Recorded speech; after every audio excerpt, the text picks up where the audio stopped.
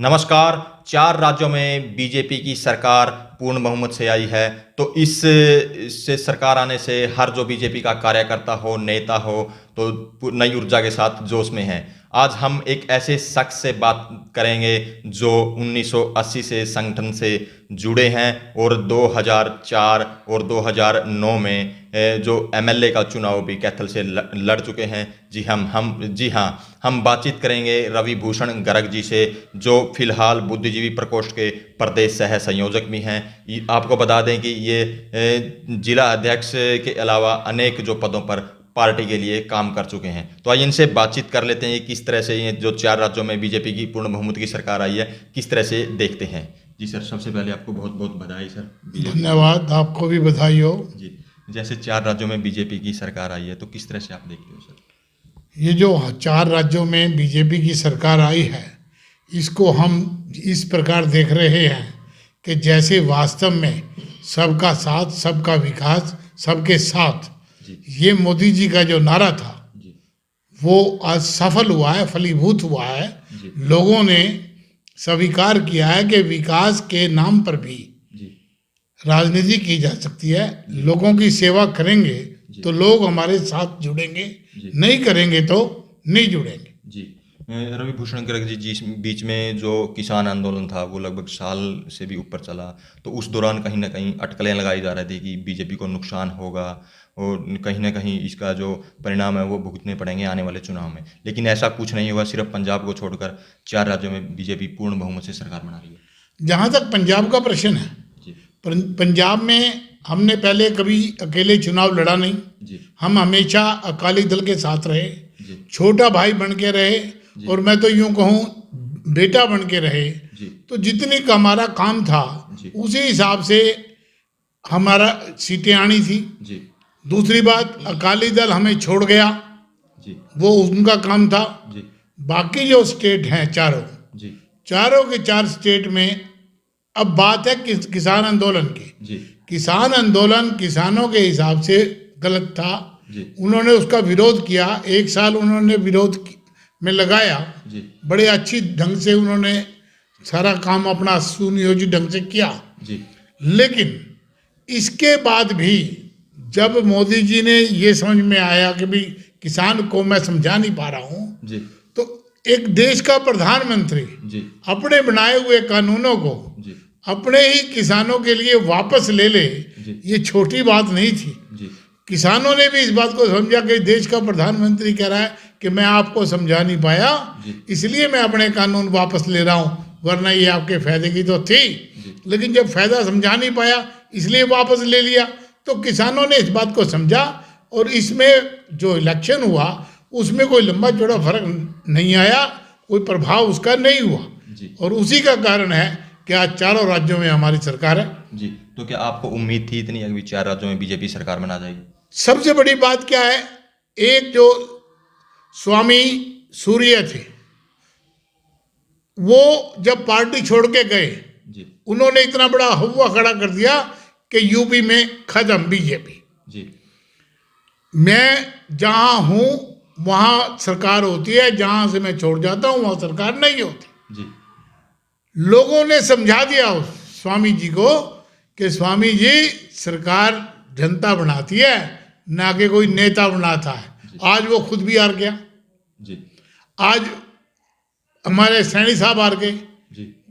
अब आखिर जो लोग भाग कर गए थे, जो लोग पार्टी को छोड़ कर गए थे, वो हारे। जिन लोगों ने पार्टी को स्वीकार किया, जिन्होंने कहा कि पार्टी हमारी माँ है, ये देश हमारी माँ है। उत्तर प्रदेश इतना बड़ा इलाका, कोरोना काल में क्या काम नहीं किया योगी जी ने, क्या साथ नहीं दिया मोदी जी ने। लोगों के घरों तक अनाज पहुंचा देना, लोगों को शौचालय दे देना, लोगों को गैस दे देना, ये अगर किसी सरकार ने किया है तो वो मोदी सरकार ने किया है, योगी सरकार ने किया। योगी और मोदी ने छोटे भाई और बड़े भाई की भूमिका में राम और लक्ष्मण की तरह काम किया, और उसी का रिजल्ट है कि आज हमारी 4 स्टेटों में सरकार है। जी, रवि भूषण गर्ग जी, आप 1980 से संगठन से जुड़े हो, तो 2 बार आप एमएलए का चुनाव भी यहाँ कैथल से लड़ चुके हैं, तो पहले की बीजेपी और अब की जो बीजेपी है, क्या फ़र्क देखते हो उसमें? 1980 में हमारे पास केवल 2 एमपी थे। जी आज मेरे देश में मेरी सरकार है, मेरे देश का प्रधानमंत्री मेरी पार्टी का कार्यकर्ता है, जी मेरे देश में मेरे प्रदेश में मेरी सरकार है, मेरी पार्टी का कार्यकर्ता मनोहर लाल जी हमारे मुख्यमंत्री हैं, जी कैथल से विधायक श्रीमान नीलाराम जी हैं, जी वो भी भारतीय जनता पार्टी के हैं। जी एमपी हमारे नायब सैनी हैं, वो भी हमारी पार्टी से हैं। कितनी बड़ी खुशी की बात है, 80 और आज में तो दिन रात का अंतर है। जी 80 में हम 4 आदमी होते थे, जी रुके मारते थे, हम जो है धारा 370 समाप्त करवाएंगे। जी आज धारा 370 समाप्त हो गई है, धारा 35 खत्म हो गई है, जी। 3 तलाक खत्म हो गया है। सारा मामला हल करने के बाद राम मंदिर का मसला भी हल हो गया है। जी इससे बड़ी हमारे लिए और क्या गौरव की बात हो सकती है। जी हम बड़े खुश हैं। जी और वास्तव में अगर हमारे लिए कोई दिन है आज, तो इतना बड़ा खुशी का दिन है जैसे मेरे घर में मेरे बेटे की शादी हो गई हो और उसके पोता हो गया। जी रवि जी, आमतौर पर ये चर्चाएं हैं कि जो पुराने कार्यकर्ता हैं उनका जो मान सम्मान है पार्टी में वो नहीं दिया जाता, जो नयों को तवज्जो दी जाती है। देखिए, जहाँ तक पुराने कार्यकर्ताओं के मान सम्मान की बात है, उनको नहीं दिया जाता, ये गलत बात है। वो कौन होते हैं मान सम्मान देने वाले? अरे हमारे बाद में वो लोग आए हैं पार्टी में, जी हम उनको मान सम्मान देते हैं। जी हमने उनको कुर्सी पे बिठाया है, हमने पार्टी के लिए फसल उगाई है, जी जो आज वट वृक्ष बन गया है, जी उसका फल वो खा रहे हैं। वो पार्टी के आज वो सम्माननीय पदों पर हैं। जी इसमें कोई गलत बात नहीं है। आखिर पीढ़ी का बदलाव तो होता ही है। जी कभी हम भी युवा थे, जी जब 1980 में जब हम पार्टी में आए और हम बॉम्बे अधिवेशन में गए तो हम भी नए थे। आज दूसरे लोग आएंगे, कल इनके बाद दूसरे आएंगे, सास भी कभी बहू थी। जी ये तो नेचुरल फार्मूला है। जी इसमें कोई वो मान सम्मान देने वाली बात नहीं है। कोई उनका अधिकार नहीं है कि वो हमें मान सम्मान देंगे। हम उनको प्यार करेंगे, उनसे स्नेह करेंगे, उनको जो भी हमें हमारे से पड़ेगा उनके लिए करेंगे। जी रवि जी, अगर बात करें हरियाणा की राजनीति की, जो पंजाब है हरियाणा का छोटा भाई है, अब उसमें आम आदमी की जो सरकार है वो पूर्ण बहुमत की आई है, तो उसका कहीं ना कहीं हरियाणा में इफेक्ट है वो देखने को मिलेगा। कहीं ना कहीं बीजेपी के लिए खतरे की घंटी तो नहीं है? नहीं, मैं नहीं समझता। हरियाणा और पंजाब में आज भी बहुत बड़ा अंतर है। हरियाणा में 2 राष्ट्रीय पार्टियां इस समय में मौजूद हैं, जी एक भारतीय जनता पार्टी और एक कांग्रेस। जी तीसरी पार्टी जेजेपी, मतलब हम क्या कहें, क्षेत्रीय पार्टी है। जी तीनों अपने आप में सक्षम पार्टी है, जी तीनों अपने आप में काम करती हैं। वहाँ क्या हुआ, वहाँ खाना खाली था, अनेक खाली रखा हुआ था उन्होंने, चाहे वो अकाली दल है चाहे वो कांग्रेस है। कांग्रेस की आपस की लड़ाई, सिद्धू रहेगा या कैप्टन रहेगा, कैप्टन कहता है सिद्धू नहीं रहेगा, सिद्धू कहता है कैप्टन नहीं रहेगा। जी तो ये जो उनकी लड़ाई थी जी उनको ले मरी। जी और जहाँ तक बात है हरियाणा में, जी देखो कोई भी व्यक्ति कहीं से भी चुनाव लड़ सकता है, ये अधिकार है उसका। अगर वो वहाँ यहाँ आके हरियाणा में चुनाव लड़ता है तो लड़े। जी गोवा में भी तो चुनाव लड़ा है उसने, जी उत्तर प्रदेश में भी तो चुनाव लड़ा है उसने, जी उसने अपने उत्तराखंड में भी तो चुनाव लड़ा है, मणिपुर में भी तो लड़ा है। कहाँ सीट? जी कोई भी सीट अगर कहीं देखने को मिलती है तो कहीं नीचे सी जाकर 1 लिखी हुई मिलती है। आखिर कहाँ? वहाँ 117 में से 90 सीटें ले जा रहा है। उसी की बात तो कर रहे हैं, जैसे पंजाब में 117 में से 90 या 92 सीटें जो आप नहीं लेंगे, उसका इफेक्ट हरियाणा में तो पड़ेगा? नहीं पड़ेगा, बिल्कुल नहीं पड़ेगा। बिल्कुल नहीं पड़ेगा।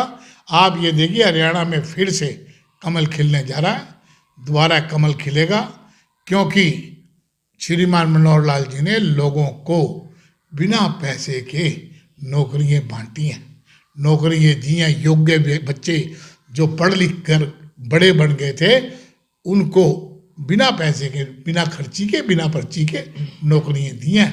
ये काम पंजाब की सरकार ने नहीं किया। जी अगर वो भी करती, वो भी सेवा करती। अब देखिए, हमारे यहाँ कोरोना काल आया, हमारे पार्टी कार्यकर्ताओं को पार्टी से आदेश थे कि वो निकले घर से और जाके लोगों की सेवा करें। मेरे पास भाजपा रसोई की जिम्मेदारी थी दूसरे काल में, मैंने हॉस्पिटल में खाना बांटा, आप लोगों ने सबने देखा है। मेरे घर वाले भी ये कहते थे जी कोरोना हो जाएगा बच के, लेकिन हमें ये लगता था यार ये सब लोग अपने हैं, अगर ये मर गए तो हम भी मर गए। तो ये कांग्रेस वाले हों चाहे कोई से हो, चाहे आम आदमी पार्टी भी क्यों ना हो, अब केजरीवाल जी केवल टीवी में बैठ के रुक के मारते थे, हाय ऑक्सीजन नहीं मिली, हाय ऑक्सीजन नहीं मिली। जब वो ऑक्सीजन मिल गई अब स्पेयर हो गई मेरे पास। अरे तो अपने हॉस्पिटल में लगाना। कैथल के हॉस्पिटल में हमारे नायब सैनी ने एक डिमांड के ऊपर 51 लाख रुपए का चेक ऑक्सीजन प्लांट लगाने के लिए दे दिया जी। तो इनको क्या दिक्कत हो रही थी? इनके पास तो बहुत नोट थे, लगा देती जगह जगह प्लांट जी। लेकिन मेरा उनसे कोई विरोध नहीं। मेरा विरोध तो ये है कि मेरी पार्टी आज 4 राज्यों में सरकार बनाई है, मोदी जी को, योगी जी को और प्रत्येक कार्यकर्ता को इस बात की बहुत बहुत बधाई हमारे मनोहर लाल जी को, जिन्होंने हमारे कार्यकर्ताओं की ड्यूटियां लगाई कि आपने जाके वोट, मेरे जैसा व्यक्ति जो कहीं नहीं जा सका था, वो भी शामली में हमारे रिश्तेदार हैं, मेरी बहन के ननदोई रहते हैं, उनको हमने टेलीफोन किया और 10 जगह टेलीफोन किया और वोटें उनको दिलवाई। तो ये थे हमारे साथ रवि भूषण गर्ग जी, जिनसे हमने तमाम मुद्दों पर बातचीत भी की और इन्होंने जो बीजेपी की 4 राज्यों में सरकार आई है उसकी प्रत्येक कार्यकर्ता को बधाई दी है। तो इस वीडियो को ज़्यादा से ज़्यादा शेयर करें, लाइक करें, कमेंट करें ताकि ज़्यादा से ज़्यादा लोगों तक ये मैसेज पहुंच सके।